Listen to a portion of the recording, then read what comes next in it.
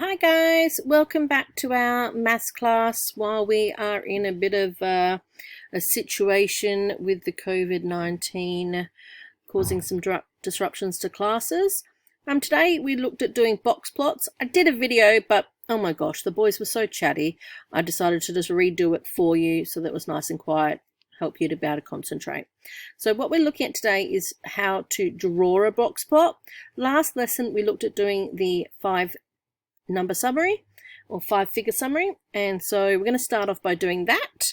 So here is a list of 25 students in a class with their heights measured in centimeters. Whenever we're doing our 5-figure summary, we need to get the median, so we need to make sure we order our data from smallest through to highest. So let's get that down. If you don't have graph paper, that's fine, just line paper's perfect. A ruler would be useful. Sometimes it's easy if you actually just cross them off as you go. That's way you don't forget any. I know there's a 143 there as well.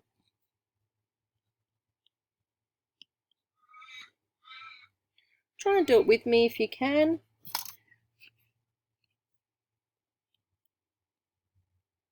The 153. There's a couple of those. We don't want to forget any of the data points. We've got 155.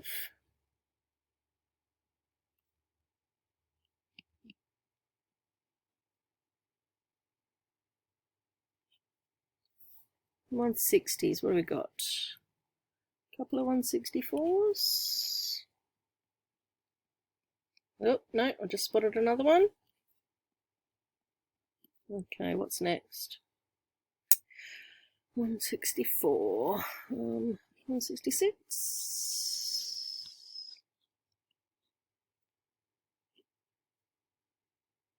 Another one of those. 167.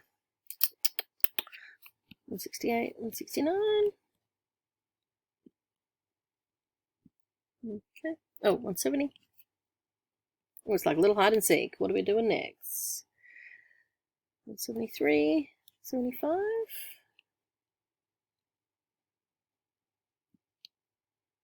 Couple of 177s.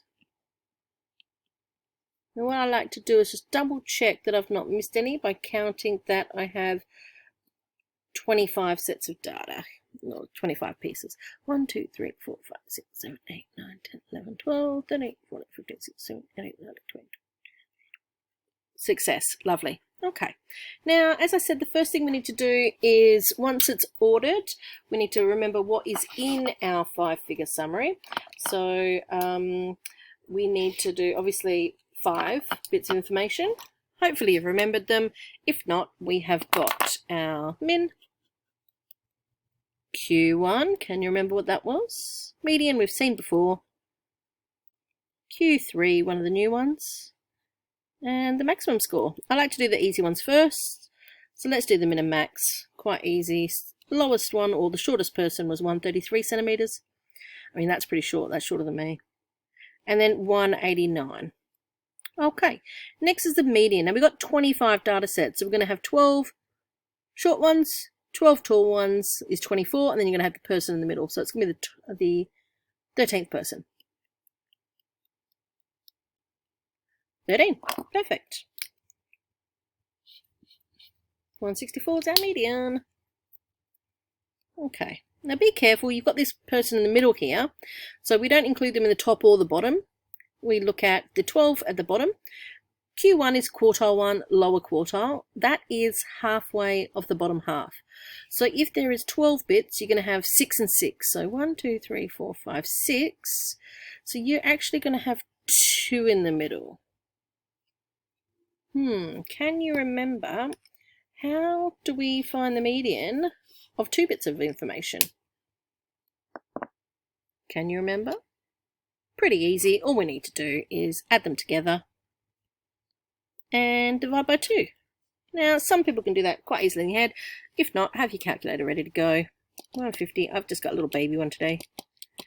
and half that, 151.5. Hey, this is good because these are the numbers we got today earlier in class. Now we want to do that upper quartile or halfway of the top half.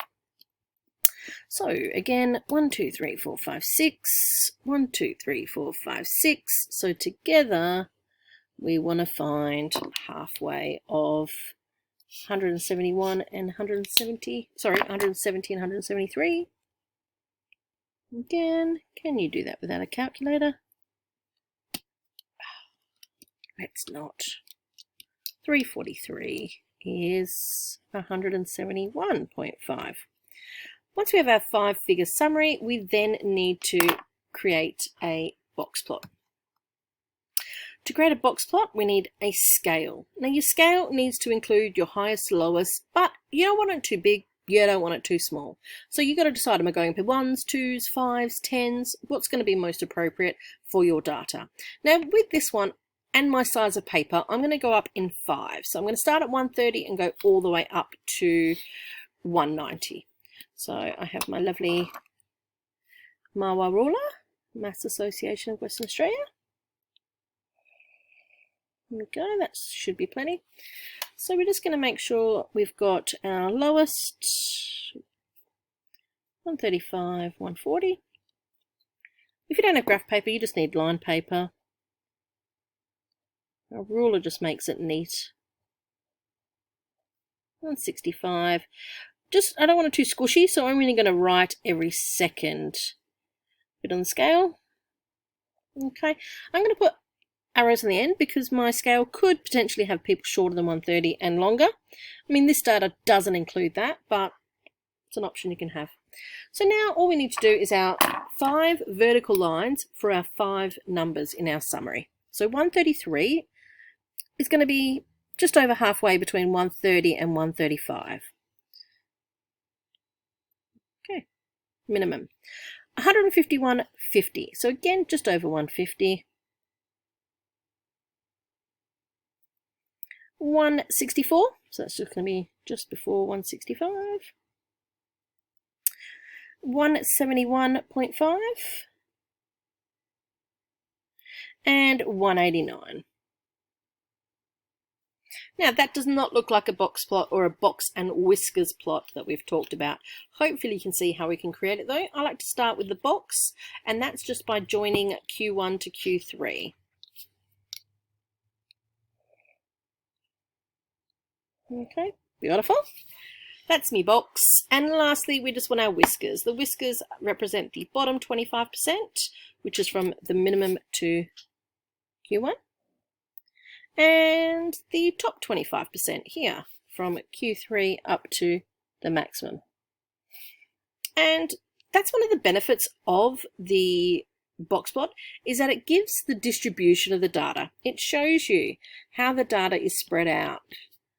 The quartiles are written because they're quarter. They break it up into those quarters. So you've got the middle 50% of the data. You've got your bottom 25% up to your Q1 and your top 25% from Q3.